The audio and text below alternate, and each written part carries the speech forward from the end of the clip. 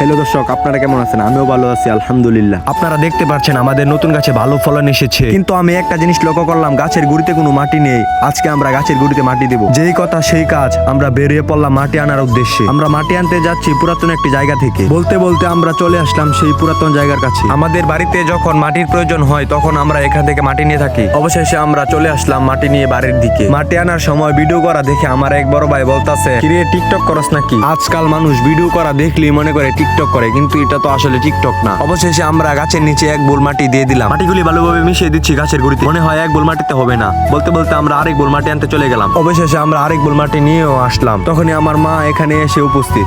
তখন সে বলতেছে একটা ডালা ভালো করে বেঁধে দিতে হবে।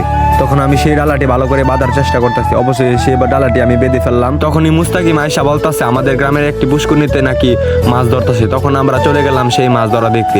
অবশেষে আমরা চলে আসলাম আমাদের মসজিদের পূর্ব সাইডে সেই পুষ্করিণীটা। অবশেষে আমরা নেমে পড়লাম পুষ্করিণীতে। তখন মুস্তাকিম বলতেছে তাদের মাছ ধরা শেষ হয়ে গেলে, তারা এখান থেকে চলে গেলে তারপর আমরা এখান থেকে মাছ ধরবো। তখন আমি লক্ষ্য করলাম খাঁচার মধ্যে কয়েকটি বুড়া মাছ। তারপর দেখতেছি তারা খুব ভালোভাবে মাছ ধরছে। তখন মুস্তাকিম বলতেছে যে ওই পারে নিয়ে যেতে। তখন আমি তাকে ওই পারে নিয়ে আসলাম। তখন তারা জানালো যে বড় একটি শোল মাছ পাওয়া গেছে। তখন আমরা সেই শোল মাছটা দেখার চেষ্টা করতেছি, কিন্তু তারা বলতেছে দেখাবে না। তারপর আমরা দেখলাম এই যে শোল মাছটা অবশেষে ধরে ফেললো।